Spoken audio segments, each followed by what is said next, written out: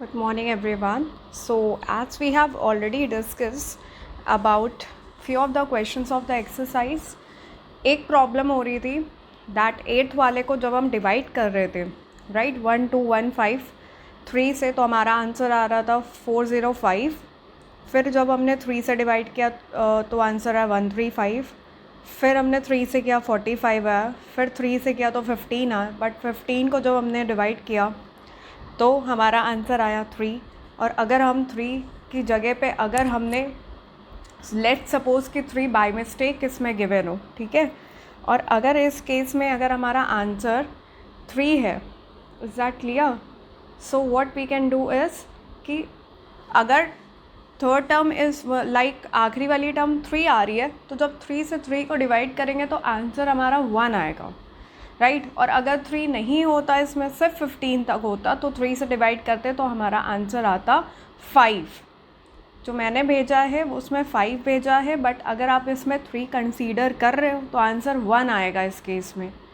Okay, ये चीज़ याद रखनी है. नेक्स्ट पार्ट पे मूव करते हैं. 9th वाले में भी किसी को प्रॉब्लम थी कि AZ आया तो A स्टार्टिंग से लोगे और Z को बैक साइड से पहला अल्फ़ाबेट होगा, राइट. तो ये तो हो गया. अरेंजमेंट कैसे करना है, एक स्टार्टिंग से लेना है अल्फ़ाबेट और एक पीछे से लेना है, लास्ट से लेना है. इन दोनों के बीच में पहले सेट में कितने का डिफरेंस है, 1 का. मतलब B वाले को स्किप किया तो C आया, C से F जाने में 2 को स्किप किया तो F आया. ऐसे 3 को स्किप करेंगे तो हमारा अब ये कौन सा टर्म बनेगा, जाके स्टार्टिंग से J यानी 10th, लास्ट से जो 10th नंबर है दैट इज़ Q, राइट. तो ये तो थे प्रॉब्लम्स. नाउ अब हम आते हैं नेक्स्ट 13 क्वेश्चन पे. अगर हम फिगर देखें, if you can see the figure, यहाँ पे दिख रहा है ब्लैक मार्क. अगर हम इसको एंटी क्लॉकवाइज घुमाएं, क्लॉक होती है हमेशा कैसे, 12 से 1 बजेगा फिर 2 बजेगा, बट उल्टा घुमाओ उसको, ठीक है. तो ये जो ब्लैक स्पॉट है सेकेंड केस पे देखो नीचे आ गया, थर्ड पे ऊपर, फिर फोर्थ पे ऊपर, फिर फिफ्थ पे कहाँ पे आ गया है, फिर से ऊपर की डायरेक्शन में. तो सेकंड पोजीशन वही होगी क्योंकि ये वापस अपनी पोजीशन पे आ गया. 1 से घूम करके फिफ्थ पे वापस वही आ गया. तो सेकंड वाले जो आंसर है वही बी वाला आंसर होगा क्योंकि वही उसकी दूसरी वाली पोजीशन होगी, राइट. इसको क्या किया, इसको एंटी क्लॉकवाइज रोटेट किया, क्लॉक की उल्टी डायरेक्शन में, राइट. इसी के similar question you have to do. अब आते हैं 16th वाले में. अब इसको भी हम देख रहे हैं अगर पैटर्न, तो एंटी क्लॉकवाइज इसको 2 बार घुमाया गया है. कैसे, अगर एक बार में डॉट आता हमारा सेकंड पे, बट डॉट हमारा सेकंड पे ना आके कहाँ पे मिल रहा है हमको, सेकंड फिगर में थर्ड पे, मतलब 2 बार उसको घुमाया है उल्टी डायरेक्शन में, क्लॉकवाइज, एंटी क्लॉकवाइज, राइट. फिर इसको 2 बार घुमाओगे 1 और 2, तो उसके बाद ये कहाँ आएगा, ऊपर. 1 और 2 घुमाने पे डॉट ऊपर आएगा जो कि फिगर बी है ऑप्शन में, ठीक है. फिर 2 बार घुमाने पे अगेन ये कहाँ आ जाएगा, थर्ड पे, फिर फोर्थ पे, क्योंकि जो फोर्थ पैटर्न है वही हमारा ये वाला ऑप्शन भी होगा, राइट. सो इसको 2 बार घुमाओगे तो आपको ये पैटर्न मिलेगा. हाथ को मूव करके देखना उल्टी डायरेक्शन में, राइट. इसी तरीके से अब इस टाइप के पैटर्न्स करने कॉपी पे आपको. ये लेक्चर्स में बताना पॉसिबल नहीं था ईजिली बिकॉज उसमें थोड़ा सा दिमाग से यूज़ करना पड़ेगा डायरेक्शंस, राइट. 23 तक ही आने, तो you have to do the question till 23. इसके बाद हमारा रीजनिंग का जो भी पार्ट है वो डाउट सेशन में you can post, I will clear that. इसके बाद हमारा चैप्टर रीजनिंग का जो है ये फिनिश होता है यहाँ पे. इसके बाद I will be attaching up the revision sheets of science और GK what ever. So current affairs आपको पढ़ने हैं, 5 मार्क्स का करंट अफेयर्स, 5 मार्क्स का रीजनिंग, 15 मार्क्स और 10 मार्क्स का आपका GK. 10 मार्क्स की GK, 5 मार्क्स की रीजनिंग, 5 मार्क्स की करंट अफेयर्स. तो जो मैंने शायद 20 भेजे थे उसमें से 5 मार्क्स का आएगा पार्ट, राइट.